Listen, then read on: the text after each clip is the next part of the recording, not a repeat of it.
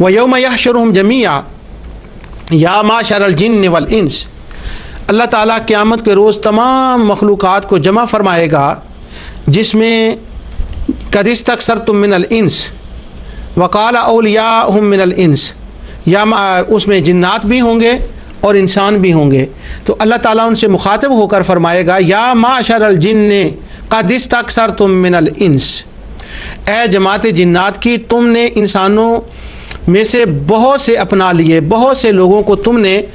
حاصل کر لیا، قد استکثرتم من الانس، اور تم نے ان کو اپنے پیچھے لگا لیا۔ اللہ تعالیٰ ایڈریس فرمائے گا قیامت کے دن جنات سے۔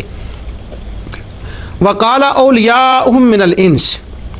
جو انسان کے ساتھ اپنا لیے، جو انسانوں کے ساتھ تعلق رکھنے والے تھے، وہ کہیں گے،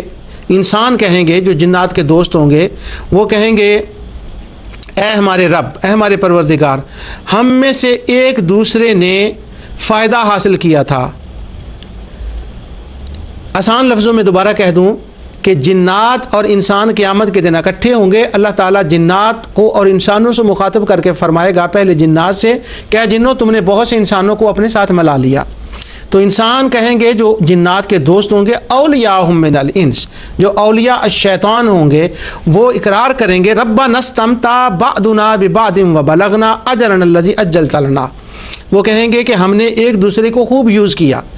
یعنی جن کہیں گے ہم نے انسانوں کو یوز کیا، اور انسان کہیں گے ہم نے جنات کو یوز کیا اور ایک دوسرے سے فائدے حاصل کیے۔ اللہ تعالیٰ فرمائے گا اور ہم نے اس اپنی معین میعاد تک آ پہنچے جو تو نے ہمارے لیے معین فرمائی تھی، جو وقت مقرر تھا۔ اللہ تعالیٰ فرمائے گا قال النار مثواکم، تم جہنم میں چلے جاؤ، تم سب کا ٹھکانہ جہنم ہے، خالدین فیہا الا ما شاء اللہ، جس میں ہمیشہ رہو گے، ہاں اگر اللہ ہی کو منظور ہو تو دوسری بات ہے، بے شک آپ کا رب بڑی حکمت والا ہے۔ اس آیت کے اندر اللہ تعالیٰ نے جنات اور انسان کا ذکر فرمایا کہ قیامت کے دن وہ کیا کہیں گے، اقرار کریں گے کہ ہم نے ایک دوسرے کو استعمال کیا، ہم نے بینیفٹ لیا، اور اللہ ان کو جہنم کے اندر بھیج دے گا۔ یہ جنات تو جنات ہیں، انسان کون مراد ہیں اس سے وہ انسان مراد ہیں جو کاہن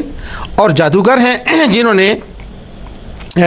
اس تفسیر کے اندر جس کو میں یوز کرتا ہوں حافظ صلاح الدین یوسف صاحب کی ہے، وہ کہتے ہیں دوسرا مفہوم یہ ہے کہ انسان ان کی غیبی خبروں کی تصدیق کرتے رہے تھے جو شیاطین و جنات کی طرف سے کہانت کے طور پر پھیلائی جاتی تھی۔ یہ گویا جنات نے انسانوں کو بیوقوف بنا کر فائدہ اٹھایا، اور انسانوں کا فائدہ اٹھانا یہ ہے کہ انسان جنات کی بیان کردہ جھوٹی یا اچکل پچو باتوں سے لطف اندوز ہوتے اور کاہن قسم کے لوگ ان سے دنیاوی مفادات حاصل کرتے۔ یہ اگرچہ سب لوگوں نے لکھا ہے، لیکن حافظ صلاح الدین یوسف صاحب کی یہ جو کنگ فہد کا ترجمہ ہے اس کو میں پیش کر رہا ہوں۔ یعنی اس سے مراد کاہن ہیں کہ جو مشرکین تھے وہ ڈائریکٹلی پہلے کاہنوں کو مانتے،